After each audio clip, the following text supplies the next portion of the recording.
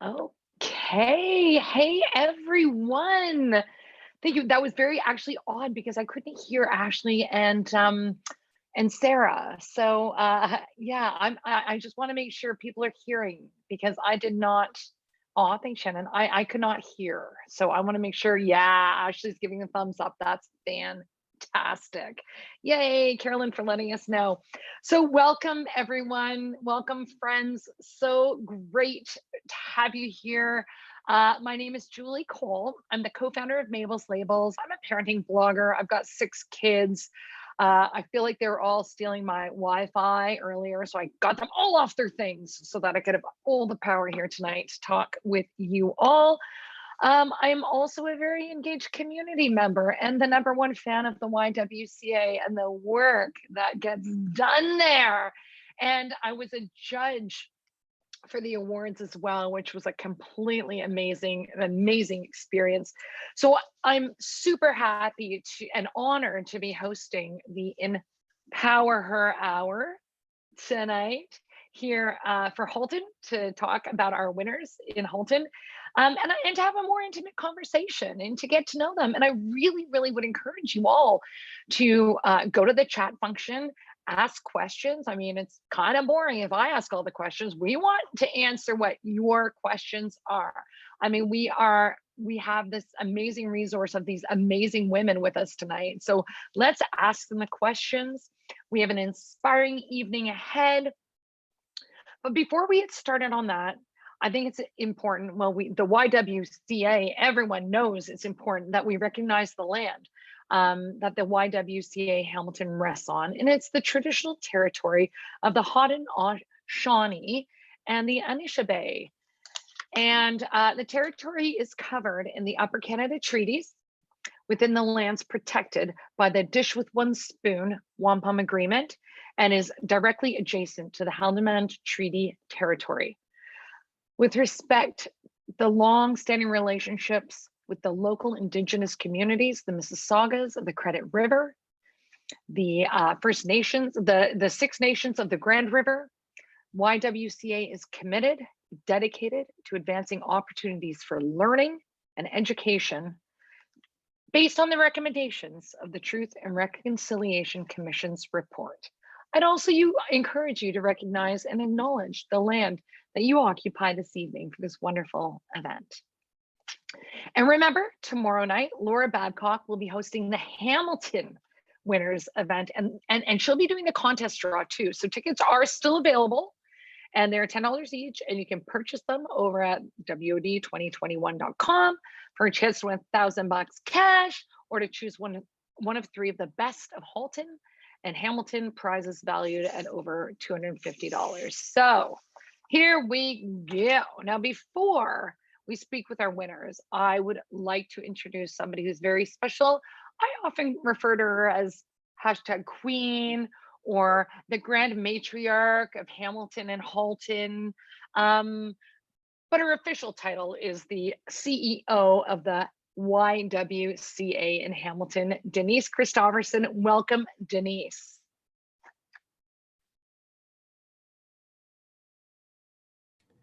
That famous unmute. Thank you, Julie. You know, folks, on March 4th, we gathered together virtually for a very special award celebration that you were all there, and it was like any other that we've had before. We welcomed 800 households, and we had more than 1,000 guests tuning in from all over the world. We had viewers from across Canada, the US, and even as far away as the Philippines that evening. Together, we celebrated the remarkable achievements of 97 women who have rolled up their sleeves during this pandemic and made a difference, an impact to those around them and within their communities. And we can't thank all of them enough, and all of you with us tonight. During this event, we also met Abrar Mishmamishe, our honorary woman of distinction. We heard her story about moving from displaced to belonging and being empowered through hope and connection. It is humbling to know that our YWCA programs and staff played a part in Abrar's journey and the impact our services have had on clients each and every day. Abrar will be joining us tomorrow evening at the Hamilton Empower Hour, and we encourage you to tune in and hear more about her journey. You know, folks, we raised over $230,000 and counting to power life-changing programs for women and families across our Hamilton and Halton region. And a very special thank you needs to go out to all of our sponsors, specifically our presenting sponsor, ArcelorMittal Dofasco, people who purchased tickets, auction bidders and donors, and all of you who helped us reach our goal. It truly takes a village. Again, once again, thank you. We appreciate your investment so much in women in our communities, and I'm really looking forward to continue celebrating with all of our winners tonight. So Julie, let's meet our winners. Let's meet those winners. Thank you so much, Denise. Yeah, March 4th was an awesome experience. And I was watching along with a few friends. Actually, we did a social distance over at Pete's office, and we were like laughing, crying, and just totally engaged. The winners were the nominees were so inspiring. The winners were so inspiring, and we just enjoyed learning all about the successes and hearing them all speak. So tonight we're going to speak with Christina Muller, Andrea Pohl, Lisa Lunsky, Julia Hanna, Ashwini Selvakumaran, and Colleen Mulholland. This is going to be an inspiring conversation, and it's going to be inspiring our next generation of leaders. So if your kiddos are around, gather them around the laptop. This is a great time, and let's get them asking questions to our leaders. You know, as a mom of 6, like, this is something I'm always trying to get my kids engaged in this stuff. And I will say that I'm particularly inspired by Ashwini and feel like my kids are a little bit of slackers. So I'll be talking to them about that. And again, I encourage you to use the chat function to cheer on the winners, or if you have any burning questions, please do let us know. So let me tell you a little bit about our winners, and then we'll hop into some questions for them. The winner of the Frontline Worker is Christina Muller. Christina is the Director of Programs and Partnerships for Open Doors at St. Christopher's and has been there for 3 years. She oversees the development of new programs, as well as the adaptation of approximately a dozen others. With a small staff team and a large contingent of volunteers, Christina delivers programs to a diverse group of people, supporting their well-being and navigating through challenging times. Next, I want to talk about the winner of the Healthcare Hero Award, Andrea Pohl. Andrea has dedicated her life to supporting our most valued and vulnerable residents, our seniors, who of course have had a very hard time in the last year. She can be described as passionate, authentic, inspiring, and a true champion for her staff and her residents. As Halton Region's Services for Seniors Director, Andrea is responsible for providing a range of services that meet the needs of the region's 3 accredited long-term care homes, their residents, their adult day programs, 4 assisted living sites that enable older adults to maintain their independence. Then we have the winner of the Pandemic Innovator Award, Lisa Lunsky. Lisa is the coordinator of the Friday night community at Wellington Square United Church in downtown Burlington. She's been an active community leader for decades. She spent the last 10 years growing a community that fosters positive relationships, decreases isolation for those who are most vulnerable while providing a hot meal once a week. Leveraging her relationships built within the community, Lisa advocates for affordable housing, food security, and positive social change. And during the pandemic, she adapted and inspired a team of 50 volunteers to coordinate a meal bag program, which continues the vision of the Friday night community despite the constraints that we have now with COVID-19. And now we have our Community Champion award winner, Julia Hanna. Julia began her journey into the restaurant world at the age of 26 when she opened her first restaurant in downtown Oakville. Her latest restaurant venture is in North Oakville, and it's called Ritorno, which is a return to Julia's Italian roots, and it invites guests. Ritorno invites guests to bring photos of their mothers and grandmothers to place on Nona's wall. It's a celebration of the remarkable women, and Julia is most passionate undertaking for her non-for-profit initiatives, including Healthy Fam, which is an amazing organization helping children, families, and seniors build a foundation for healthy living. Julie is no stranger to awards. She's also won the Queen's Diamond Jubilee Medal and is a Paul Harris Fellow recipient in recognition to her commitment to healthy living in Canada. And best of all, Julia's lifelong philosophy has always been family is whoever sits at the dinner table. And the winner of the Young Trailblazer Award, Ashwini Silva Kumaran. She's a third-year student at University of Toronto and has lived many places in her young life: Malaysia, Yemen, New York, Canada. And she is her valuable lived experiences solidified her passion to mobilize youth into tangible action and become a lifelong advocate for social justice. For the past 5 years, Ashwini has been a youth ambassador for Plan International Canada. Recently, she was named the Young Director of the Iroquois Blues Trails Board and is the chair of the Halton Newcomer Youth Steering Committee. Ashwini is also the author of COVID-19 Perspectives, which is a book dealing with the impact of COVID-19 on a global student community. And last, but of course not least, the winner of the Lifetime Achievement Award, Colleen Mulholland. Colleen brings over 28 years of experience to her current role as CEO with the Burlington Foundation. Under her leadership, Burlington Foundation's impact on the Halton region continues to grow. In 2014, Colleen led the $2.7 million Burlington Flood Disaster Relief Program, a critical response to record rainfall that caused extraordinary flooding to homes and infrastructure. So there you have it. And I will tell you, as a judge in one of these categories of this award, I can tell you I was going through just thinking, I don't do enough. I'm thinking everybody's doing way more than me and I gotta lift my game. I was basically voting for the people who made me feel the worst about myself. So here we go. We're gonna go into questions and I have a lot of questions for these amazing women. But again, please do ask your own questions because later we're gonna throw it to Ashley and to Sarah and they're gonna be asking your questions to our amazing winners. So I think my first question, and Christine, I saw you, I know that you were a little bit nervous about this and you don't need to be, but I want to tell you that your reaction to winning the award when I was with my friends watching was really heartwarming. And I think it was because, you know, kiddos were in the background, the dog was on the couch, everybody was cheering you on, you had a bunch of cheerleaders. Tell us a little bit about what it was like kind of leading up to it and how it felt when your name was announced.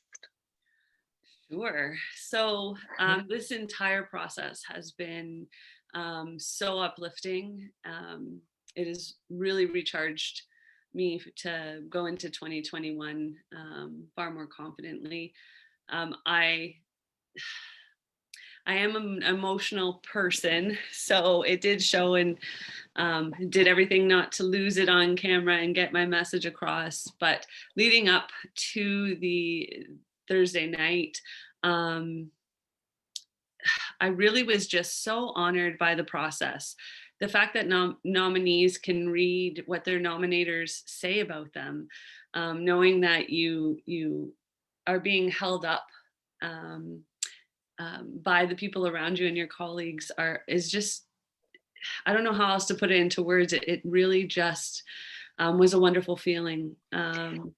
Well, I think, you know what, like, I do think that often the work of women, particularly, you know, when, it just doesn't, we don't get the praise. We're kind of the unsung heroes. We're in the background. And it's like, what? Somebody's paying attention to the hard work I do. So I think it does, when it does happen, and it should happen more often, but when it does happen, you're like, what? I'm actually getting some positive feedback and reward for all my hard work that usually goes unnoticed, right? Yeah, and the statement, like the sentiment, it's an honor to just be nominated, always sounded so corny to me until I was in that position. And then I was like, whoa, this is an incredible feeling. And I want more women to feel this way. I want more women to feel like I've been made to feel the last almost 2 months.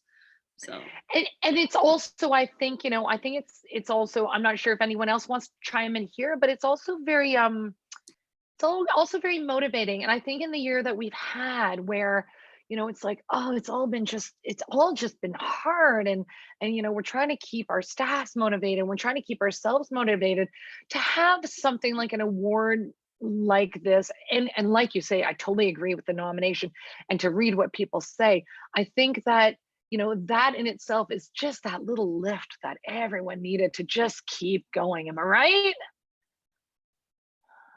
Yeah. Yeah. sorry, I was on mute. Yeah. Oh, okay. It's the I'm on mute is the term of 2020, 2021. Colleen, did you have something you wanted to add? It's just, I think, we're all so comfortable being behind the scenes. Yeah. I mean, our roles and our commitment to community may vary based on what we do day in and day out. But we are so far more comfortable staying behind the scenes and lifting others up. And I think that's probably a combination of being a female, right? We're not used to getting the accolades and receiving the support. And again, what we do day in and day out, we're just doing the grind. We are just doing what needs to be done to make sure community is supported. So we don't even really think about it. I mean, and so when it happens, it's shocking. As you could tell, I was shocked during my initial speech, as I led into my speech. So, I think I think to Christina's point, it's important that we lift up all women all the time. And, the more we can, kind of congratulate women on successes in small ways and big ways like this, the more we are lifting up women leadership and supporting and growing our trailblazers and our young women who are right behind us, that need to know that they're doing fantastic work day in and day out. I love that, Colleen. And while I've got you here, I would love to know, you guys, your recognition was a result of many, many, many years of giving, and it's funny. Like, I've had this experience too, when people are like, oh, look at the things you do or you get to do. I'm like, oh, this has been a 20-year overnight success story. Like, we work hard before it pays off, and we work for years. And I love that this award recognizes that. I love that this category exists.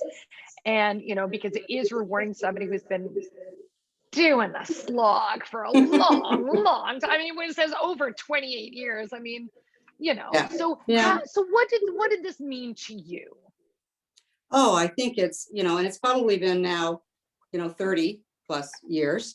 Again, it's so humbling to sit back and understand that 30 years of hard work through various sectors and supporting people in various ways over the course of my career is being recognized. And again, I'm a fairly self-confident person, but it really made me uncomfortable. It really made me kind of want to turtle, as opposed to really step out and celebrate it. And Denise said earlier, before we went on program,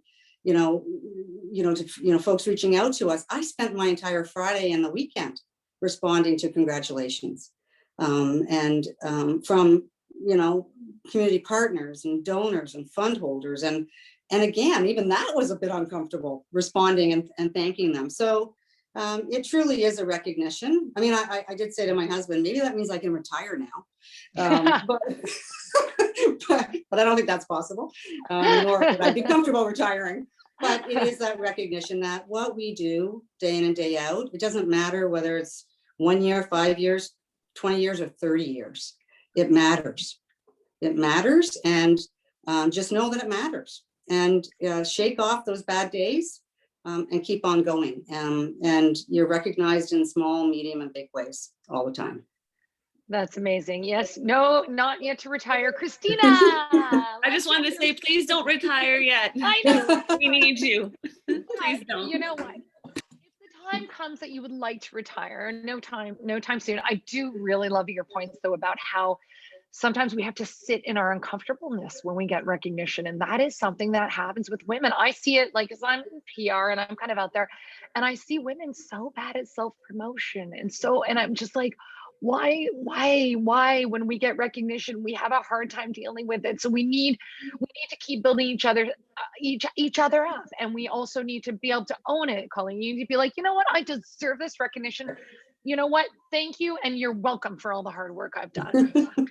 So let's throw it now to Ashwini. So Ashwini, I mean, if Colleen retires, will you take her spot, first of all? But I just wanted to ask, like, as a young person, at what point did you sort of see yourself as an engaged community member? At what point were you like, this is my calling? I mean, because you're a kid now, you know, you're a university student. And I know probably a lot of us here at that age were also doing that. Like, I know I was, yeah. So what is it that inspired you? Or what is it that made you think, this is me? Yeah, sure. Thank you for the question. And first, I only hope to follow in Colleen's footsteps, and all of the incredible women here today are so wonderful, and I'm so happy to be celebrated alongside all of you. And I think for me, I have lived a lifetime of experiences living in such a wide variety of different countries. So at a young age, I was really able to grasp the concept of social injustice. And more specifically, we already face so many difficulties as a young woman, but as a woman of color, we and myself specifically am no stranger to navigating spaces that are predominated by white people. And that is why this year I've been specifically so honored to see how the Young Trailblazer category was dominated by such wonderful and phenomenal and diverse changemakers. And I believe this really represents a new lifetime of experiences, especially as we move forward during this pandemic, about how women and women of color are coming together to overcome other people's perceptions of our capabilities and our qualifications. Most importantly, all of us together can really rise and be elevated on a collective platform where we can truly utilize our voices as continued catalysts for change. So that is something that continuously inspires my advocacy work, especially as a young person. I love that. And as the mom of, I've got a whole bunch of teenagers. I've got a kid in first year, second year, third year university. It is such a joy to watch them become advocates and activists as well. I have kids who are neurodiverse. I have kids who are queer. They pull me into all these things. And I love the young people, like the amount of educating that I feel they give me. Like sometimes we just sit around that kitchen table and I'm like, oh, is that how we're saying it now? Got it. Okay. And that, like, I'm just like, you young people are teaching us the way. And I just hope that we all make sure that we're listening and we're standing at attention and we're, and we never, ever stop learning. So that's so amazing. And well, how interesting that you lived in so many places. Mm-hmm. It has been such an incredible experience. When I was younger, I used to resent my parents so much for it because I never lived in one place for more than 3 years until I came to university. So now I look back on those experiences and I'm so grateful, especially to my father, who was the participant from the Philippines. And he was with us that night, and he was really such a beacon of hope and inspiration in my own life as he continues to be a champion for youth and people all over the world, especially marginalized communities. So I hope to follow in his footsteps, and obviously all of the wonderful women surrounding us today. And I can tell you, we certainly got some warm fuzzies watching your very proud parents that evening as well. And I could relate because, for a lot of people here who are parents or have young people in their lives that they're proud of, it's extremely, extremely special.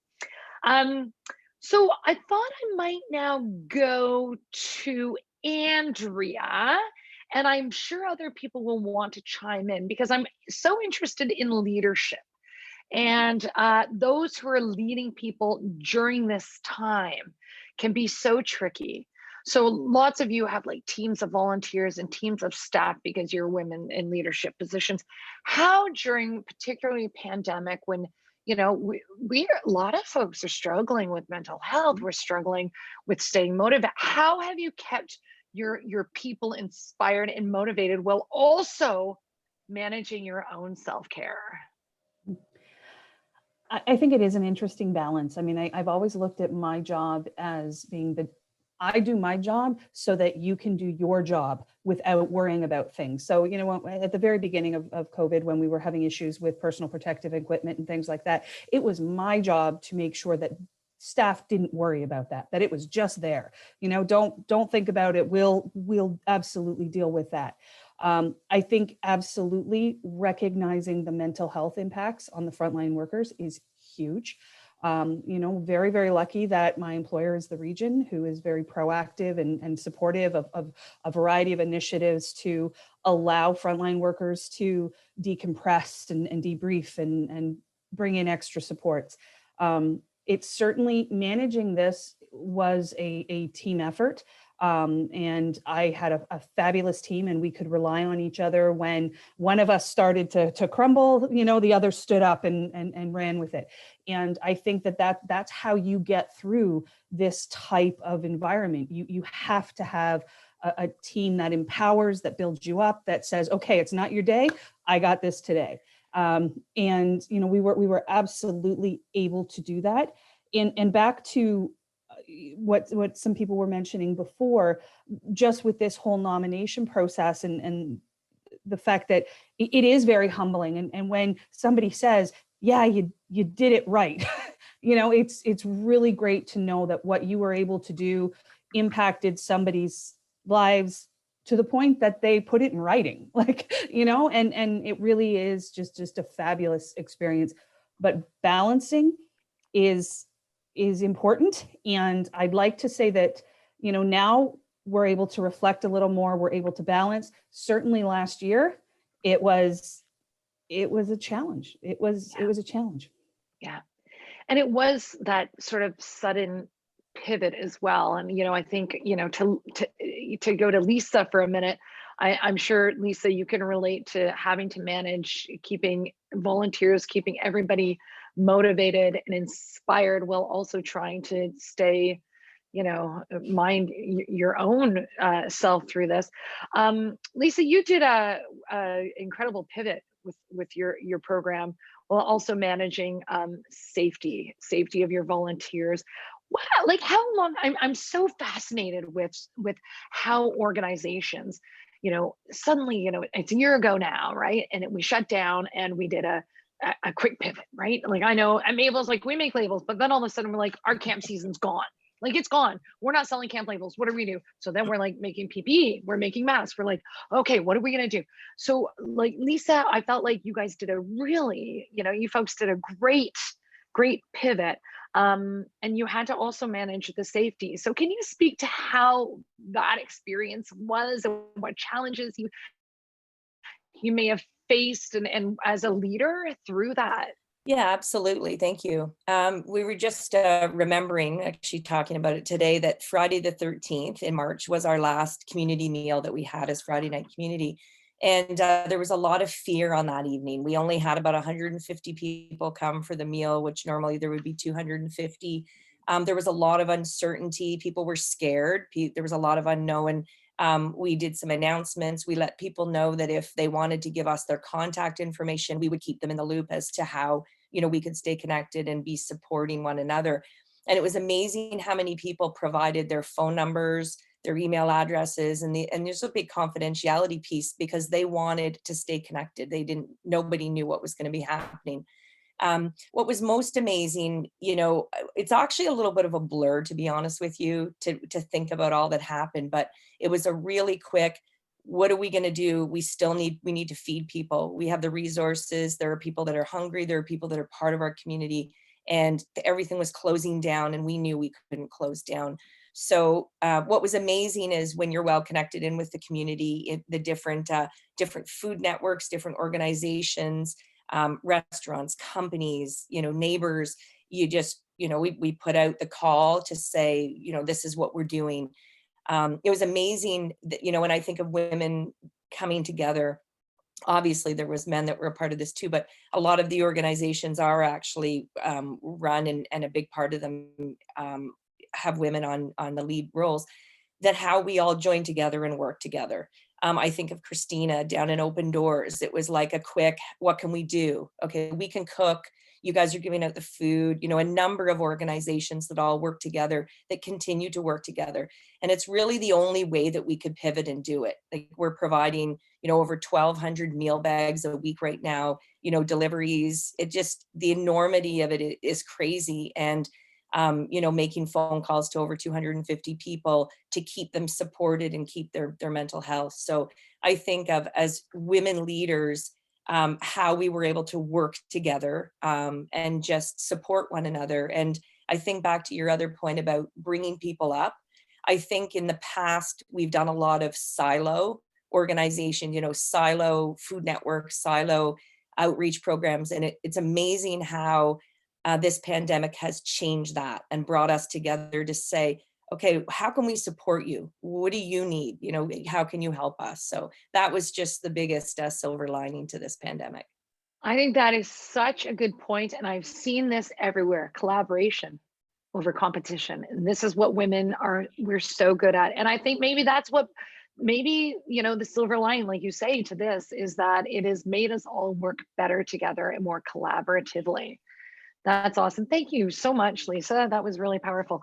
I want to go to Julia. I'm most curious. I'm very curious about Julia because I'm also an entrepreneur, and I love how Julia has combined entrepreneurship with philanthropy and with a healthy dose of inspiration. And I'd love, Julia, for you to comment, has that always been a part of your entrepreneurial journey? And I really do want to hear more about some of the nonprofit stuff you do in that amazing program about keeping people healthy and teaching them to kind of cook for themselves and keeping families well. So Julia, please. Well, first of all, to all these remarkable ladies, I think to address something Colleen was saying earlier, part of why we don't feel we're deserving of these awards or this recognition is because when you take a look, as I'm sure every single one of us did, at all of the nominees and the work they're doing, you're overwhelmed by, well, they should get it, and they all deserved it. And we don't say that as a platitude; it's the absolute truth. And that's what I get out of any time that I've had this any kind of recognition. It opens me up to what everyone else is doing, and to go. And who was saying how we just can't stop? Like, it makes you you've got to do more because you see what everyone is doing out there. But I was always raised, I was raised in an Italian household. I don't have to tell you about growing in anyone that knows any Italian or has eaten Italian food. Everything's about food. So when my family came in 1956 in Halifax, and they came off the ship, imagine what their experience was like on that ship. And I could remember my grandmother telling the story, and Pat Finelli, the exact same story, the founder of Pizza, where they thought they were going to choke to death and die because what they gave them bread that stuck to the roof of their mouth. And I figured out it was white bread with peanut butter, right? So the food stories relate back right to like day one. But one thing we had in our home, we didn't have much. We had none of the frills, but there was always food on the table. And being raised by a grandmother and two aunts and a mother who believed that the fact that we live a good life has so much to do with just being lucky. Yes, we've worked hard, but it's our DNA. Where were we born? Who were we born to? That's luck of the draw. And if you have been blessed to be given that, then it is your obligation to make sure that you can help someone experience that. And so the more successful my restaurants became, I've been lucky because this restaurant industry has been brutalized through this pandemic, right? And with Healthy Femme that we founded in 2009, it was based on the premise that knowing how to feed yourself is a life skill. It's powerful, right? And if you tied it in with the work that so many of these incredible women are doing, the more economically marginalized you are, you know that your health is more compromised, right? The two went together. So we, with Longos, said, okay, how do we fix this? We teach people how to feed themselves. Then the pandemic, we've had blessed to have thousands of people go through the Longos Loft, and they will continue again once we can get back in and get our hands on food. But then the pandemic hit. What does that do? I'm sure, I don't know if you felt it, but I felt it. I was like feeling sorry for myself. I'm in the restaurant industry, poor me. That's what something like a pandemic can do. And what you do is pull yourself out of that and you say, you're complaining, you've got food on the table, you don't have to worry about a roof over your child's head. So what do you have to complain about? And it forces you out of yourself to see where the real issues are and where the real problems are. And in a community like Oakville, everybody's familiar with Oakville, right? People are hungry.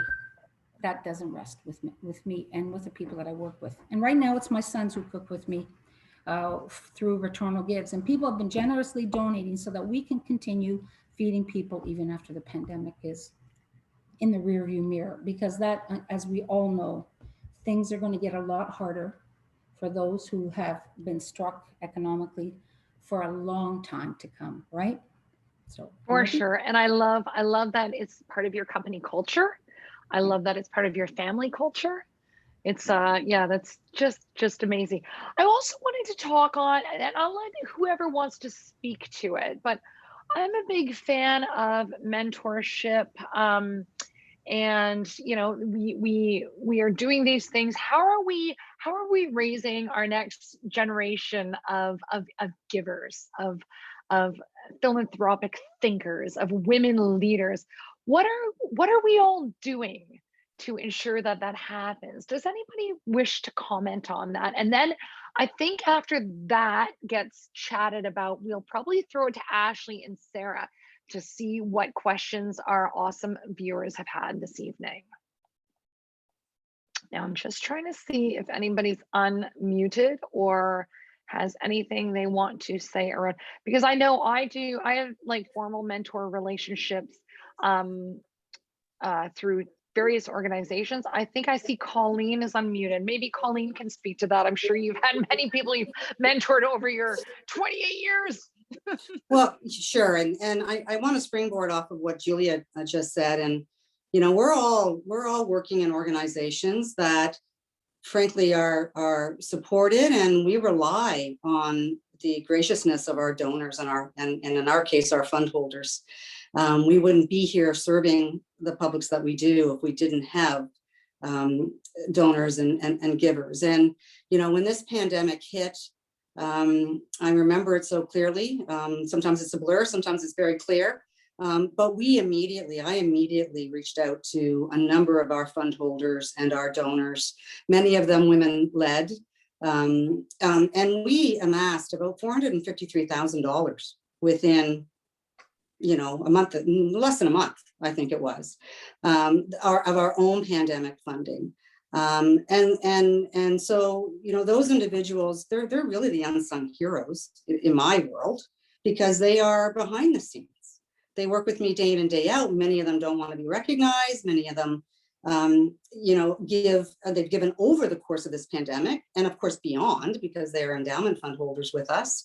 And their giving makes it possible for us to support community needs and the charities on the ground that are doing great work day in and day out.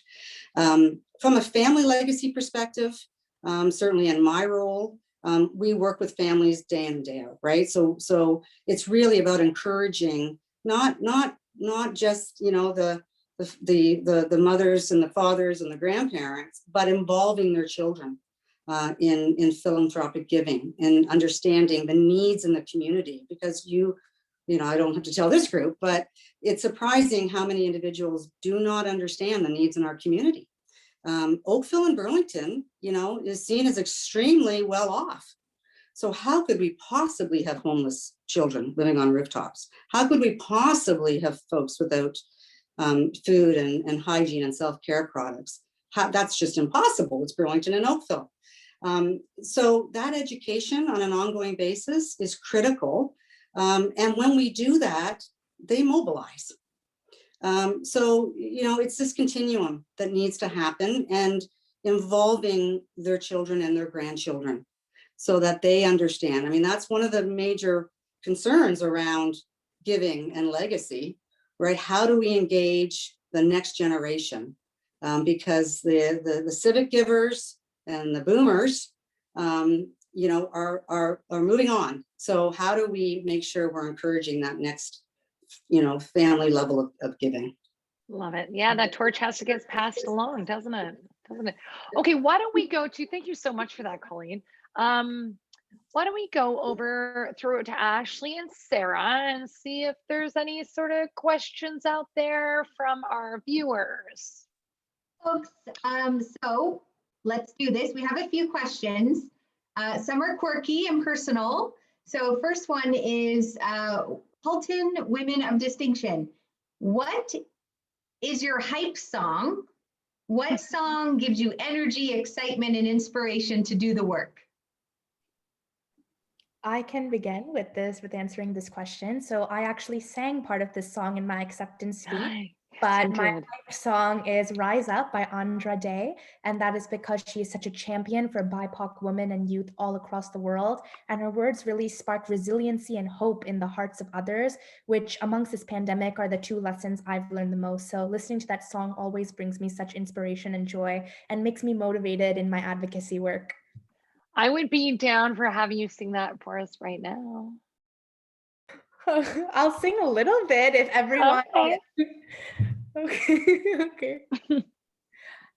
We'll rise up, we'll rise like the day, we'll rise up, we'll rise unafraid, we'll rise up, and we'll do it 1,000 times again. Love it. Thank you so much for sharing that. That was amazing. It's funny because my hype song, like if I'm doing a speaking engagement on a stage, I always just have them play every day I'm hustling. You can come on, buddy. It's okay. It's okay. You're so hungry. He's so hungry. I've locked him in a room, apparently. That's awesome. Does anybody else have a hype song? I am true, son. No hype song. I think there was also a keyword to describe yourself. Maybe, wait, maybe, hold on. Did I see that? I'm going to let you do this. I can't hear you. I can't hear you, Sarah. Oh, there we go. We have a next question. We have about 4 or 5 in total so far. So Halton Women of Distinction, what one word describes you best?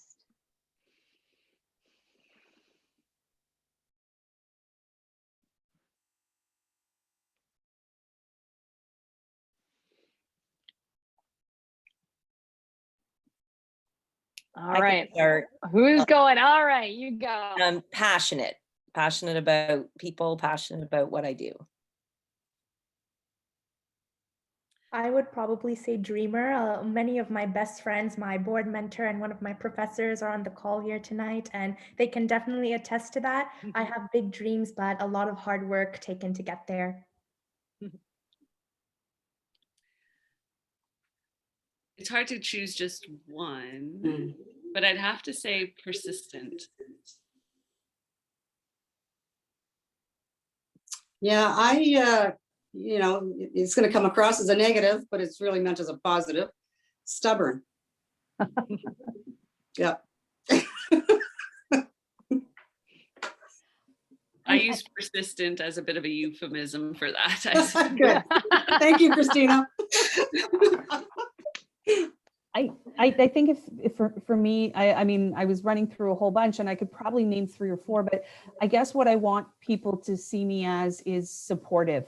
You know, I'm there to support the endeavors of the teams, the frontline staff. I'm there to make things happen for them. And if they see me as a positive support, then I think I've, you know, that's my goal.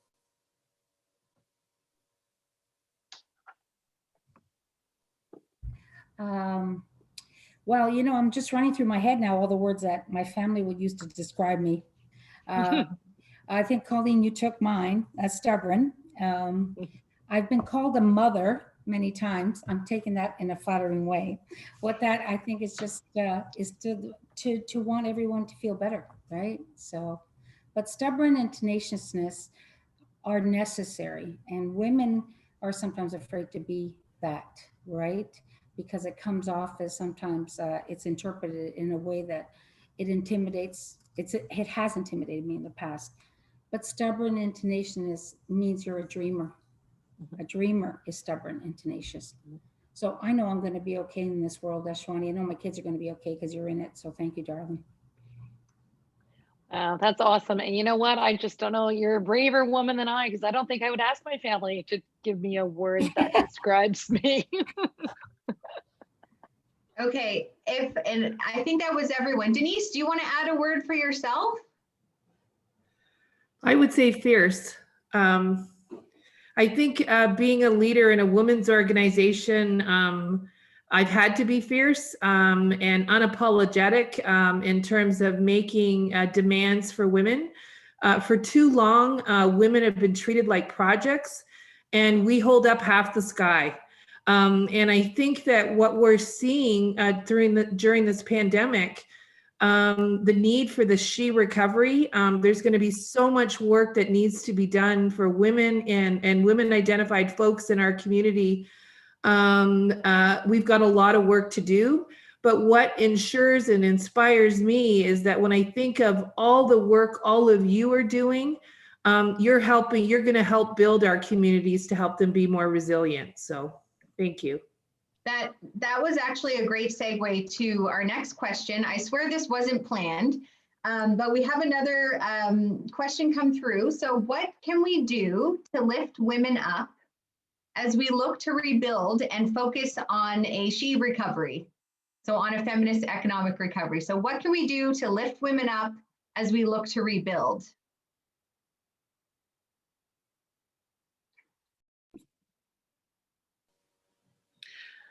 I'll take a stab at this first. In my opinion, I think we need to work hard on affordable daycare, a lot harder on affordable daycare. And we have to push the envelope for living wage as opposed to minimum wage. Those would be two of my big things. I would definitely like to add on. I think we have to take advantage of the social interconnectedness and the rise of discussion, specifically during this pandemic period. And at the forefront, we have to focus on the recovery of Indigenous women and really focus on understanding the decades of structural and systemic discrimination in how we can further rebuild their communities and show solidarity in one with them. And if I can just add to that, I think too that this pandemic has shown us just how much can be accomplished in a very short period of time. And I think we have to take this mission forward with the same intensity that we have in terms of dealing with the pandemic. We have to address some of the barriers that are preventing women from getting ahead and having a living wage and appropriate employments. And we can do that a lot faster if we all put our heads down and treat it with the same level of intensity.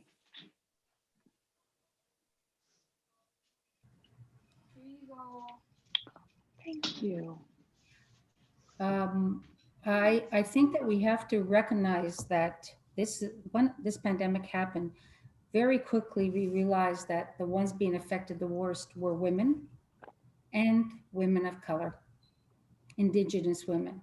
We have a lot of work to do. And I think after this pandemic, it's going to be a rebuilding. We need to rebuild because I think we've lost a few steps along the way as women.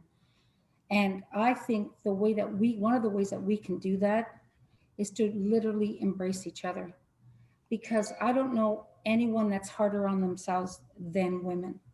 Once we recognize that we are human and we fail and we are frail and we have doubts and we have insecurities and we wake up in the morning wondering, why would anybody want to listen to me?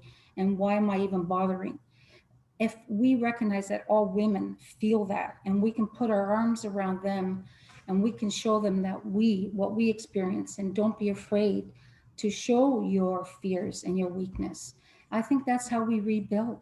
It's gather us together and say, we are in this together. Because when they say this pandemic, we're all in this together. No, because there's some people that are on a yacht and there are people that are drowning. And we as women are the ones who pull them out of the water and get them back on the shore. So we need each other. That's it. End of. Yeah, and I think, again, I'm going to springboard off of Julia. You know, I've had a 30+ year career And, you know, I think women have to support women.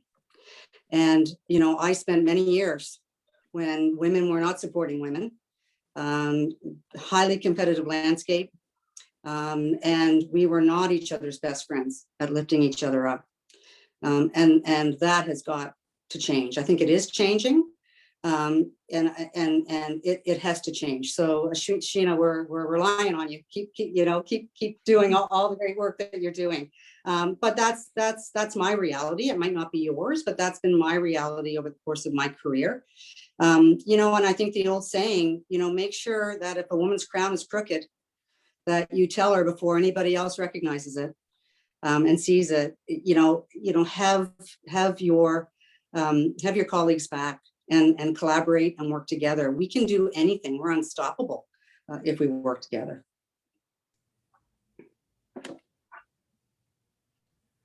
Folks, if I could just add too, when I think earlier someone was talking about, with all your contributions, women tend to put down their heads and not talk about it. I'm going to encourage you to please share your stories. So much of history was written without the contributions of women. So your stories are empowering and encouraging, and you're mentoring other women and you don't even know it. And when you think about the outcome and where we're going to be coming, where we're going in terms of this economic recovery we're going to need, every report is telling us is that we have not seen, we're worried about how far women have come and how much impact we've lost. And we have not seen, particularly with women in the workforce, we have not seen the levels of women leaving the workforce since the 1980s and 90s. We've got a lot of work to do. So when we think about, when you're talking to governments, when you're talking to people who are making decisions, the first question you need to ask them, how are you investing in women? And I ask everybody that. And I'm proud to say that this week, the government of Canada announced a feminist economic task force working with the female finance minister. So, and our CEO at YWCA Canada, Maya Roy, is going to be part of that task force. And YWCA Hamilton is going to be continuing to speak out on investments in women. Because if we're truly going to come out of this pandemic, we need to see every level of government investing in women, because it's the only way we're going to move forward.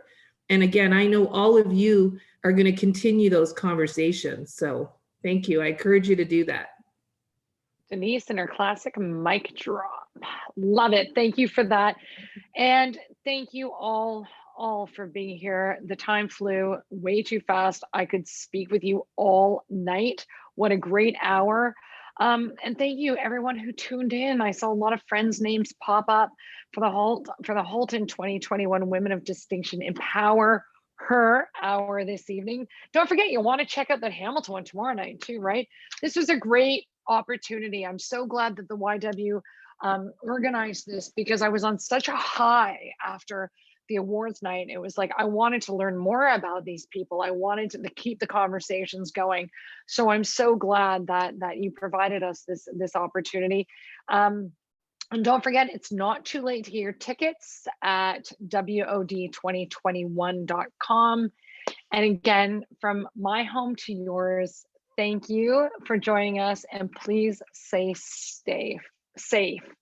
And wish you all a wonderful, wonderful evening. And thank you for all the people who did such an amazing job putting this together. And to Denise's point, please continue sharing your story, because we can't count on Ashwini to do everything for us. Good night, all.